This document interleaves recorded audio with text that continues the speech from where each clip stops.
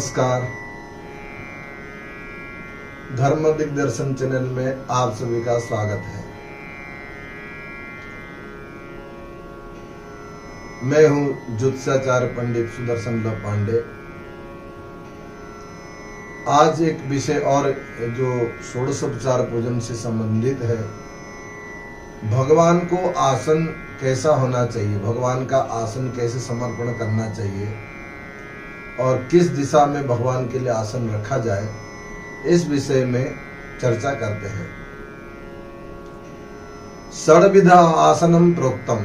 आसन वैसे तो 6 प्रकार की कहा गया है भगवान के लिए, और शास्त्र कहता है कि देवस्य वाम भागे तु दद्यन मूलेन चासनम ओशम दारुमयम वस्त्रम च चर्मकोश तैजसम। जो इसमें कहा गया है, देवस्य वाम भागे तु, देवता के वाम भाग में मूल मंत्र से आसन समर्पण करना चाहिए। अब प्रश्न उठता है कि आसन तो नीचे रहना है। आप भैया अपने देवता जहां विराजमान हो गए, उस देवता को तो उस समय उठा नहीं सकते, तो वो आसन के निमित्त कहाँ रखना चाहिए। तो जो भी आप पुष्प भी दे रहे हैं, क्योंकि इसमें जो 6 प्रकार का आसन कहा गया है, ओस्यम दारुमयम वस्त्रम चार्म कौशेय तेजसम, यानी कि जो ओस्यम मतलब जो पुष्प है, और दारुमयम जो लकड़ी का आसन है, और वस्त्र है जो आप बिछाते हैं, और साथ में आप जैसे कि चर्मासन भी कहा गया है। पहले जमाने में मृग चर्म, व्याघ्र चर्म, ये भी आसन बनता था। और तेजसम, तेजस मतलब किसी धातु है, किसी भी धातु से, जैसे सोना चांदी का आसन है, सिंहासन आप बना सकते हैं।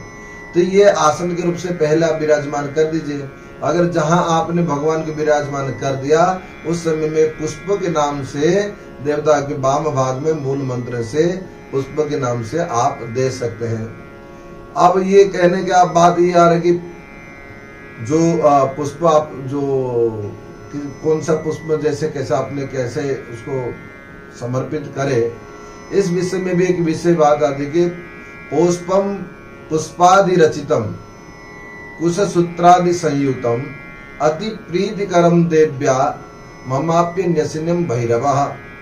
तो इसमें ये उत्तर तंत्र में ये बात लिखी गई है, उत्तर तंत्र से आया है कि फूल से निर्मित जो पुष्प का आसन है और जो कुशा सूत्रादि से संयुक्त होती है, और देवी और शिव जी के लिए, देवी जी के लिए और अन्य देवताओं के लिए अतिशय प्रीतिकर होता है।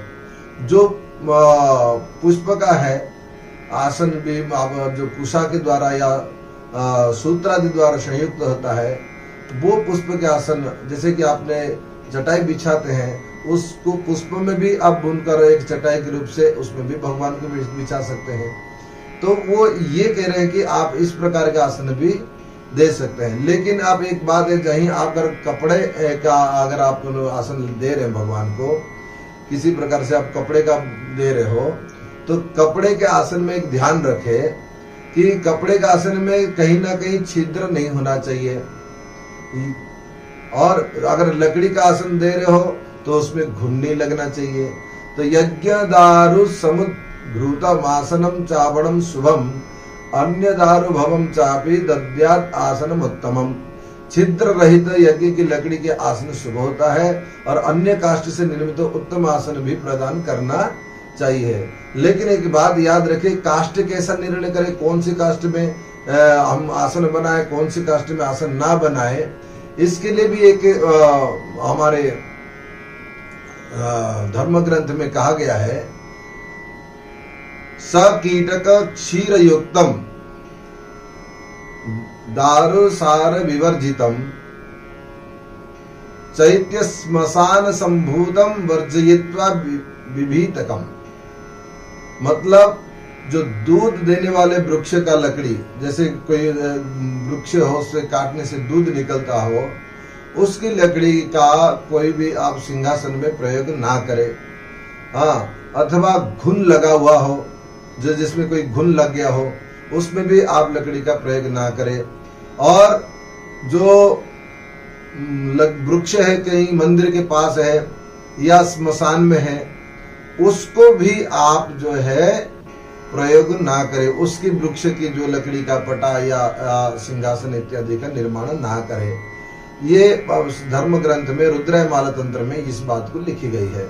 अब उत्तर तंत्र में भी एक बात है कि कौशजम भास्कले साणवस्त्र मेतद्यम स्मृतम रोमजम कम्बलम चैव बादरम च चतुष्टयम शास्त्रेषु कम्बलम श्रेष्ठम आसनम देवतुष्टये।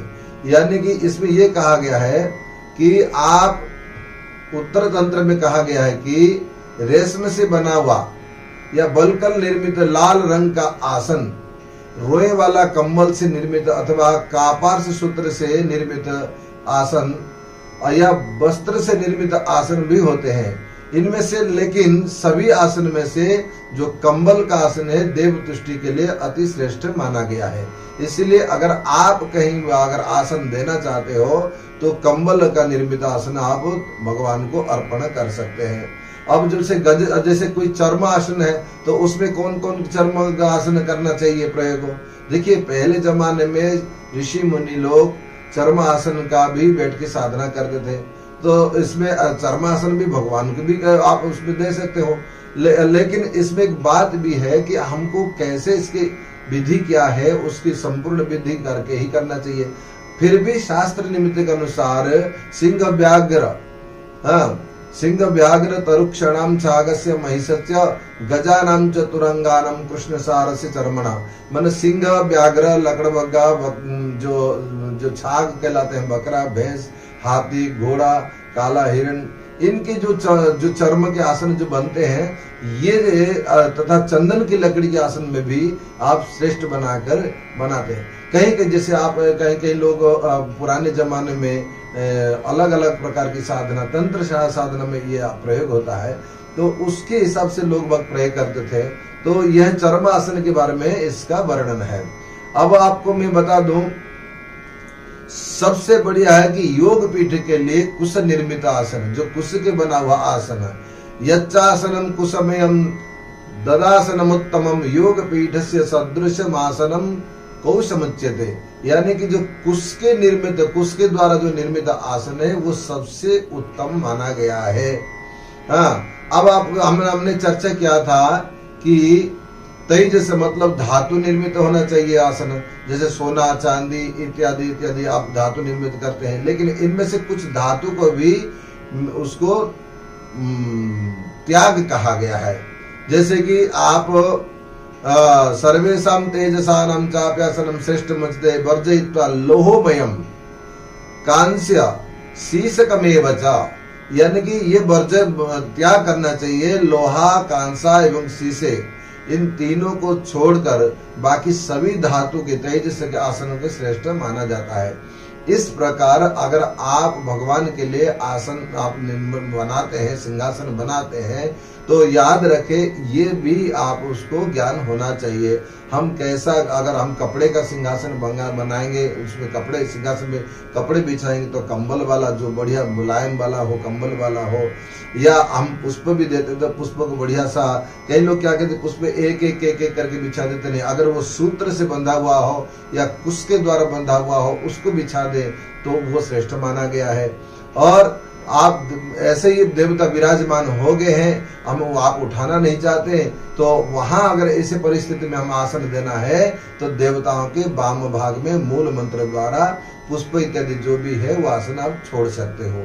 तो इस प्रकार अगर आप षोडश उपचार अंतर्गत आसन का उपचार पूजन ये विधि कहा गया है, इस शास्त्र के अनुसार अगर आप करते हैं ये आपके लिए भी बहुत फलदायी है। देखिए मैं किसी प्रकार की भय दे कर आपको पूजा में बाधित नहीं करना चाहता हूँ।